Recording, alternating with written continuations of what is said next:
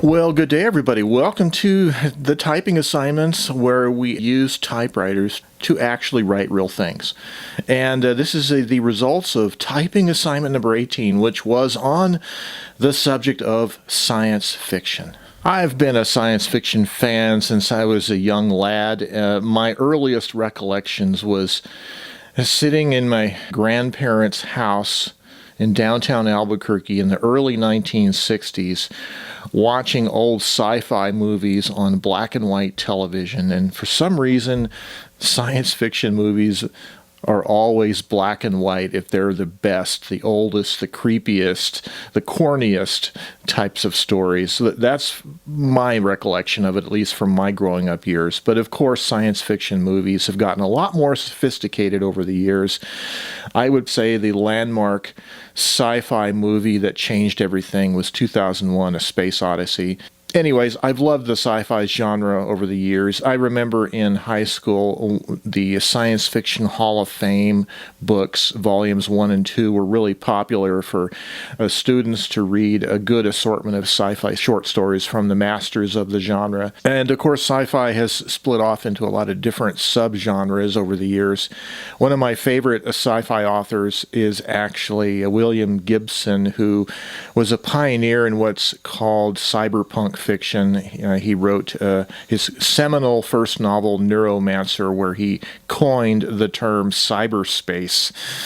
Yes, I love that stuff. Well, anyways, I hope this typing assignment was really fun and productive for you guys. And I know a lot of us, we need the prodding of an assignment to sit down and actually write. It's all too easy to just use our typewriters to write blog articles and just fiddle around and type nonsense stuff, and that is good at times, but we really need the discipline of being forced out of our comfort zone into actually writing something that is not of our own will otherwise. Well, okay, enough of me babbling on about this. Let's go look at the results from typing assignment 18. And by the way, we got quite a few new participants to this project. Okay, without further ado, let's go look at the results, shall we? And so, for the sake of our newcomers and visitors, I'm going to present a slideshow. Each piece will be displayed for 30 seconds, and it will scroll Ken Burns style from top to bottom. And so just pause the video if you want to read it a little bit more at your own pace.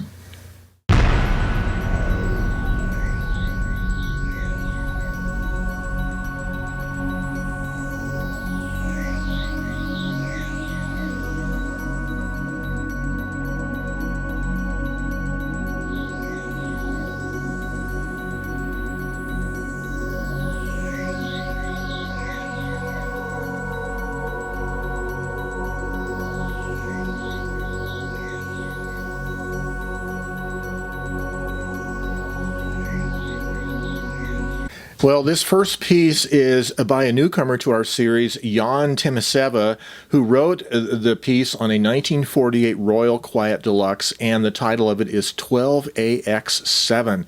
And if you know anything about vacuum tubes, valves, you'll recognize that designation, a 12AX7. I think I've pulled a few of those in my time, years ago at least. Well, this was a great story.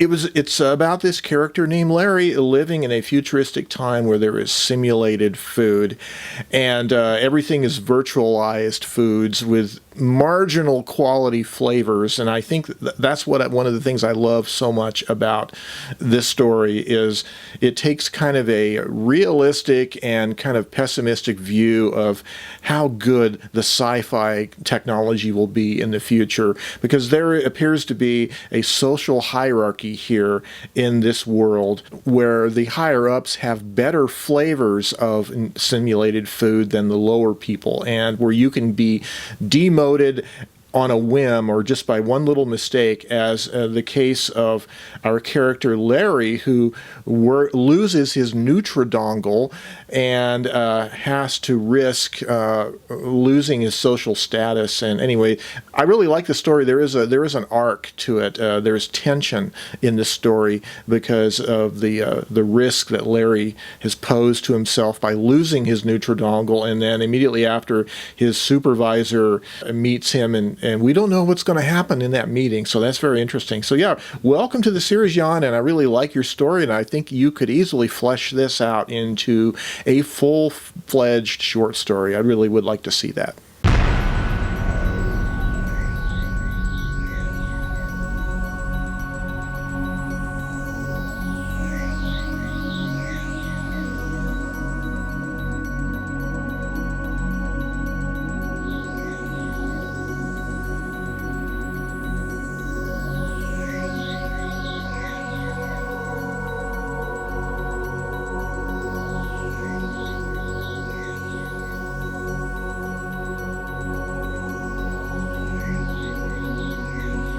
Our next piece was written by Diane Mayer on her 1899 Smith Premier No. 4, and that typewriter stars in this short story.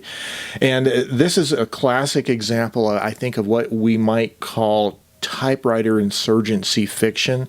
It involves a post-EMP electromagnetic pulse world where apparently a lot of the electronic systems that we rely on have gone down, and now she's using her typewriter to send messages and buy Pony Express. And I really like this, and this is it's an interesting new genre of fiction, I think, that we typewriter aficionados have kind of come up with. The idea of using these old mechanical devices as ways of surviving and communicating in a post-contemporary civilization kind of world. You know, there's elements of Mad Max and all those other classic stories in cinema involving post-apocalyptic scenarios. But yeah, this is a really good story, and I really like, of course, the aesthetics of the type piece, the quality of type from that old machine that's well over a century old. And so wonderful story. Thank you very much, Diane. Well done.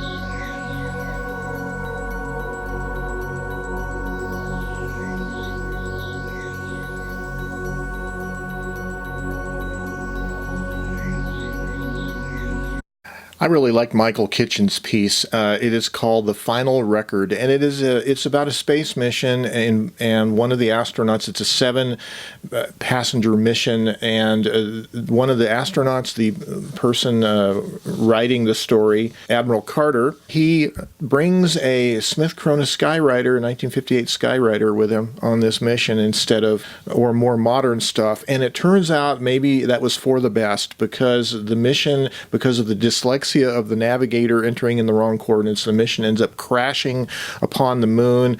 But there's an alien invasion, and the aliens have destroyed all the electronics on Earth and on their spaceship. And so the story ends with him typing up the final records of the stories of all the 7 astronauts, and he leaves those in the typewriter case on a crater near where Apollo 11 landed. And so it's kind of a somber, sad story, but on the other hand, if you look at a cold, calculated way, maybe that's what mankind's future is. We don't really know, do we?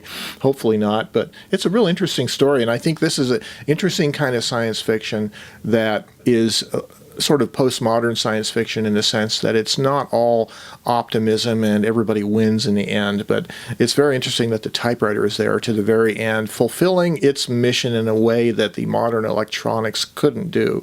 Well done, Michael. I really enjoyed this story.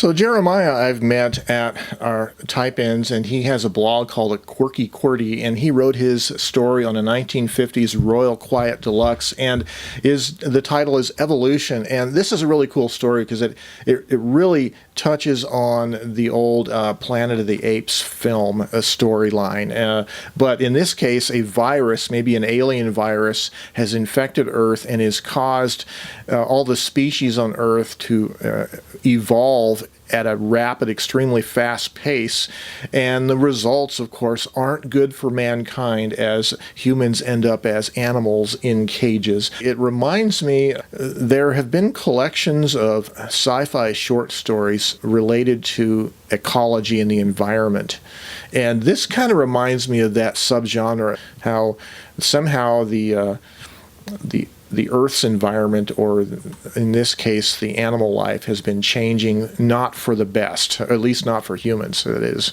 So it is kind of a backlash, reaction to the negative effects that humans have been doing to our planet's environment. And I think it's a really cool story in that way. Well done, very imaginative, Jeremiah. Well done, thanks. I liked it.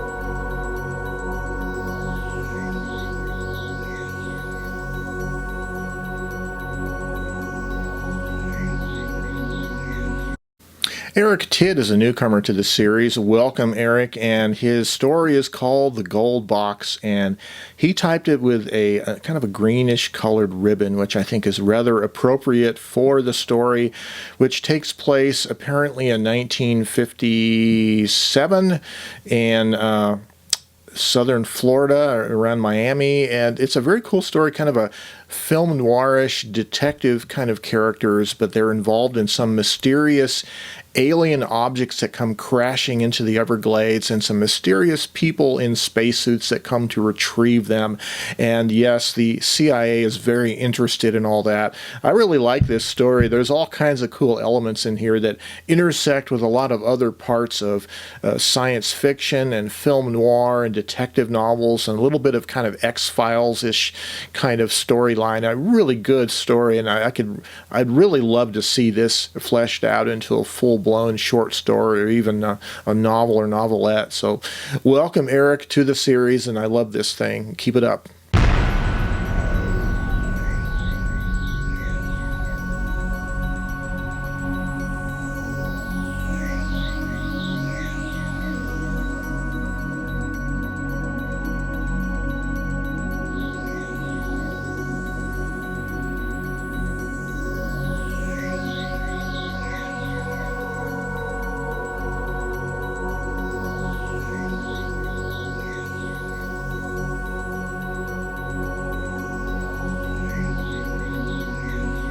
Diane Cox wrote her piece titled The Last Piece on her Hermes 3000, and this is a really cool story. It kind of borders into, I would call, the X-Files world of aliens and artifacts. And so Dee is the character, and her father had acquired a fossil from the 1947 Roswell, New Mexico UFO crash, and her father's passed away, and she's decided to have the fossil examined. And there is a Professor Melling who has an annual fossil identification day, and so she takes the fossil over to him, and it turns out Professor Melling is not who you think he should be.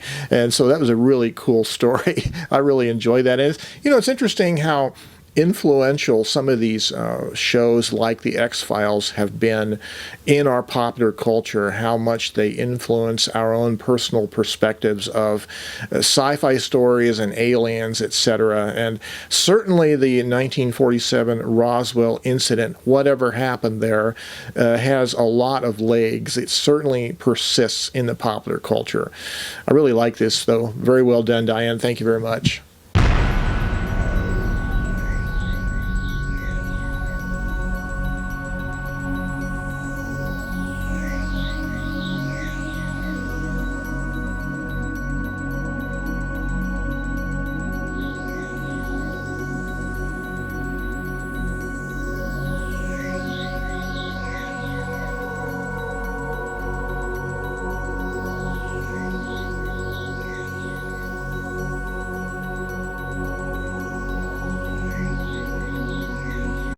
Ooh, I really like David Randall's story, which was typed on a 1959 Royal Diana, and this is cool. This is very interesting. It's a future society where very similar to our own, where they've kind of deconstructed the cities and are moving everything out into the suburbs in order to reduce costs to businesses. And of course, there has been a lot of financial or social ramifications to that. A lot of businesses have closed down and have had to transform into other things to service the new suburban-based, home-based workers.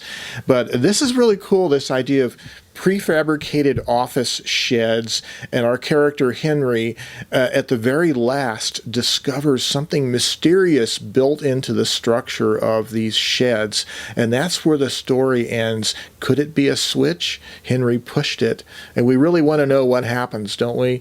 This was really imaginative, David, really well done. There's a lot of cool things about this in terms of the subject of urban design and our public spaces, and how inefficient the current system seems to be, with everybody having to expend so much energy to commute from one place to the other.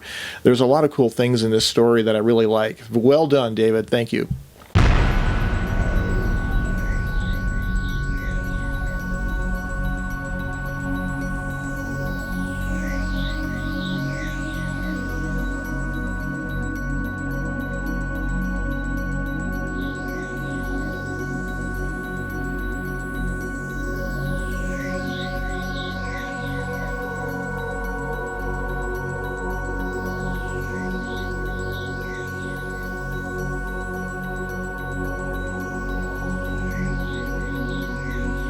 Christopher Daniels is another newcomer to our series. Welcome, Christopher. And he typed his story on a 1965 Hermes 3000, and his piece is titled 10 Years Later. And there's a lot of similarities to his story with some of the more recent novels written by William Gibson, specifically talking about virtual reality. His story is there is a system called immersion, and immersion is a virtual reality simulation that that entire society lives in, essentially. In Christopher's short story, it really started, what initiated this whole thing was the porn industry trying to make pornography more interactive and appealing. And so as a result of that, and the evolution in this technology now in his story, everybody lives in this immersion, and there are lots of positive social consequences to this. Crime is reduced, recidivism is reduced, people live out their most vilest desires online in virtual reality instead of in the physical reality. So I thought it was very funny at the end, though, the question of how people stay physically fit, of course, and they take pills, little pills.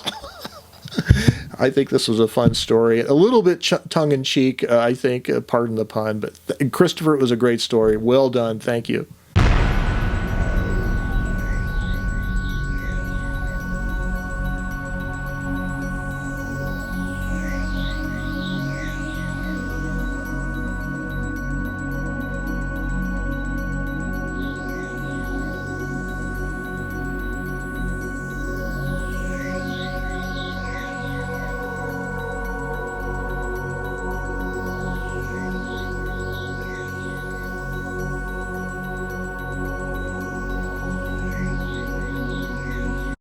John Monroe wrote his short story on Sir Gerald, the Olympia SG-3, and according to the note at the top of his piece, this is from an upcoming book.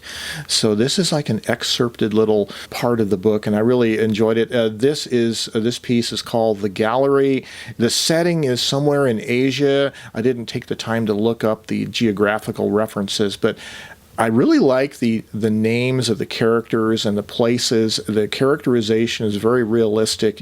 And this unexpected little twist at the end where this diver, Vikram, he dives down into this sunken barge, and he goes into the inner hold of the barge, into this cavernous, vast, empty space inside the ship, and watches the bubbles from his regulator float up into the top of this space and concentrates on the bubbles and somehow is able to achieve time travel this way. Apparently him and his partner have been doing time travel using some kind of maybe concentrated meditation kind of technique, which I think is a really fascinating idea. Very unique and unusual and original story, and I'm really looking forward to the full book, John. Well done, and you've just piqued my interest in this.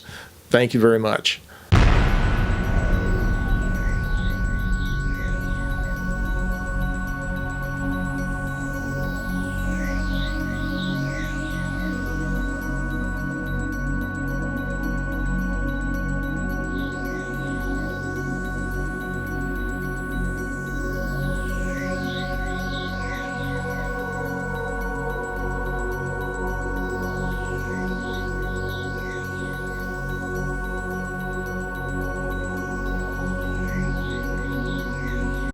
Michael Arau is a newcomer to our series. Welcome, Michael. And his piece was written on a Remington quiet writer.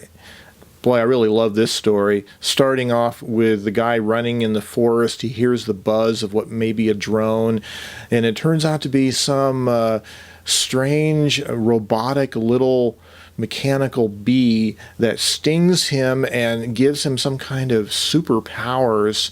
And then he sort of finds himself later on settled in front of his typewriter and thinks that the entire incident earlier that day involving gaining some kind of superpowers was just a figment of his overworked body having gone on a stressful run. But all of a sudden, he gets the voice emerging from the back of his mind, prepare to receive your orders, and his old Remington typewriter begins to tap out the message across the paper. Oh man, that is pretty cool. I really love that. That's a neat story, man. There's some really good ideas in this this particular typing assignment you guys have come up with, Michael, and this is one of them. Wow. I'm looking forward to seeing where this story goes if you expand it into a full-blown short story or even a novel. Well done.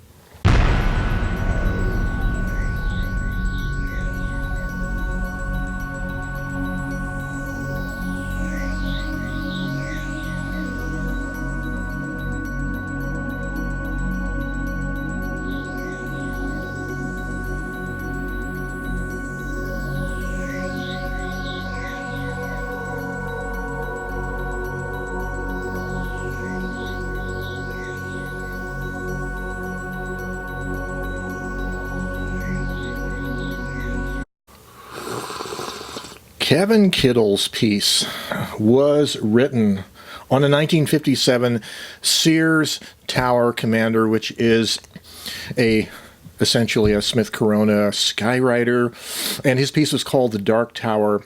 You know, I had called Kevin yesterday just briefly on the phone to touch base, and he was right in the middle of writing his story, and so we cut short our conversation, but I can see why he was so busy with this story. I really like this, Kevin. You did really good. There are so many cool things about this story. I don't know where to start. Oh man, it goes back into some history and this whole idea of a literary cockroach, which touches on the New York City's Evening Sun literary cockroach Archie. And but in Kevin's story, he has a real Archie who was the 81st grandchild, I guess, if you call it, the 21st generation descendant from the original Archie cockroach. And there's connections with World War II and with the atomic bomb testing at Bikini Atoll in 1946 during Operation Crossroads. And oh man, and then the cockroach descendant or predecessor travels back to Los Alamos in New Mexico, and it ends up in a typewriter in a thrift store in Albuquerque where Kevin buys the typewriter. And wow, what a great story. I really love this. But the funny part is Archie, this cockroach, has learned to type, but the typewriter has been stuck in caps lock mode, and Archie has been trying to dive off onto the keyboard and release the caps lock so he could type his long lost beloved lowercase words because he wants to express himself as an artist and a writer. But Alas, one too many dives into the typewriter, and there are problems indeed. But what a great imaginative story, Kevin. And there's so many true-to-life details about this that makes this so charming and so endearing. But well done.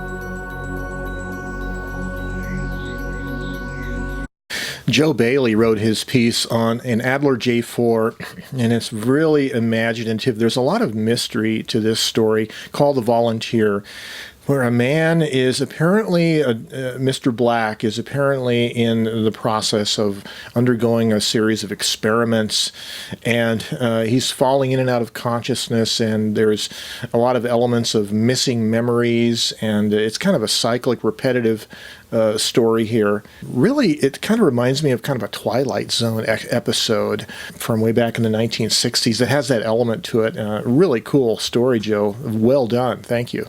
Oh, yeah, it also reminds me, when I was in the Navy years ago, us young enlisted people being rather negative in our attitudes at time, we came up with a acronym for the word Navy, which stood for Never Again Volunteer Yourself, which reminds me of your story, The Volunteer. Maybe this Mr. Black should have listened to that advice, huh?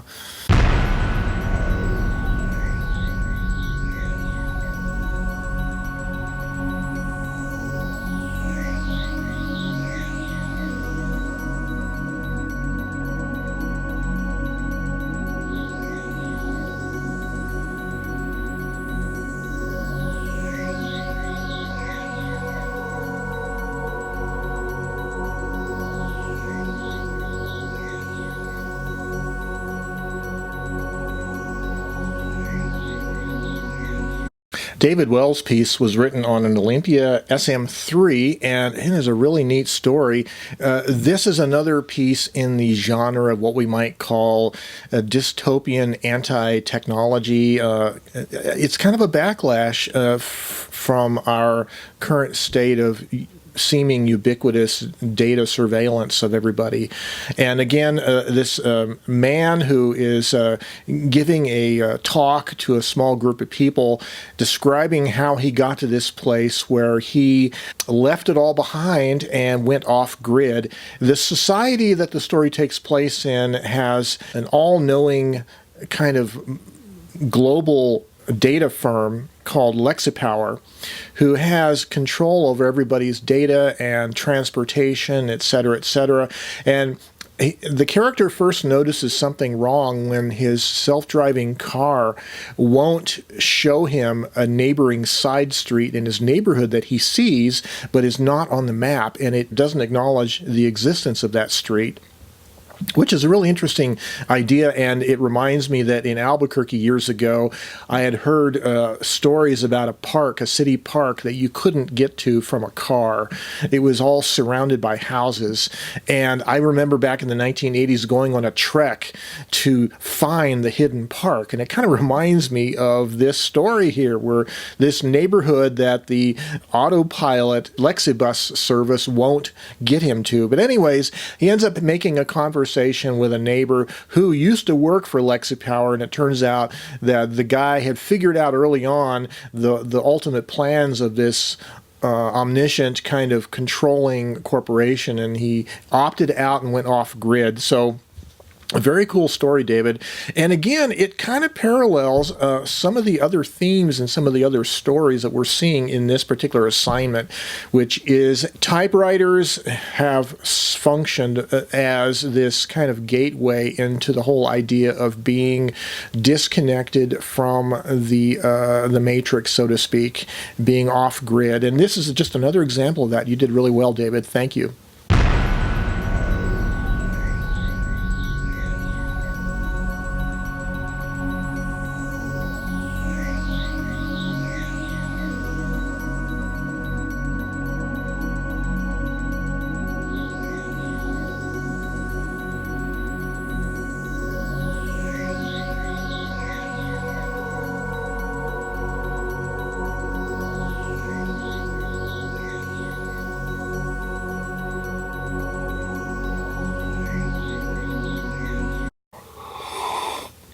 This is by the Right Reverend Ted Monk, and I will read the typed description of what this is about from his blog article.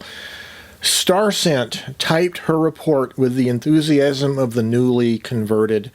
The senders would be thrilled with the audacity of the transfer expense, but they would understand the extravagance when they held in their fronds her very words stamped into what was essentially the pulverized and dried bodies of her genetically close kin, which I'm assuming are plant creatures, and the pulverized and dried bodies, of course, are sheets of paper, and what is stamped into them is this encrypted message that the Right Reverend Ted Monk has given us, and I'm making no attempt at decrypting it, and I'll leave that up to you, but there is a message in here, supposedly a potential sci-fi message.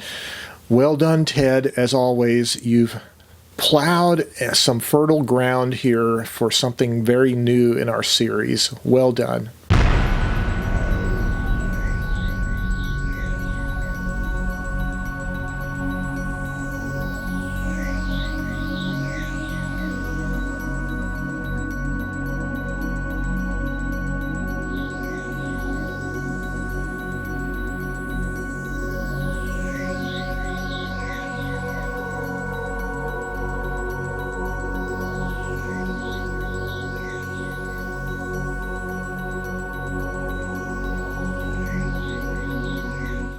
And finally, my piece was written on a Royal Quiet Deluxe Adobe Rose, and it's called Mr. Smith from Corona.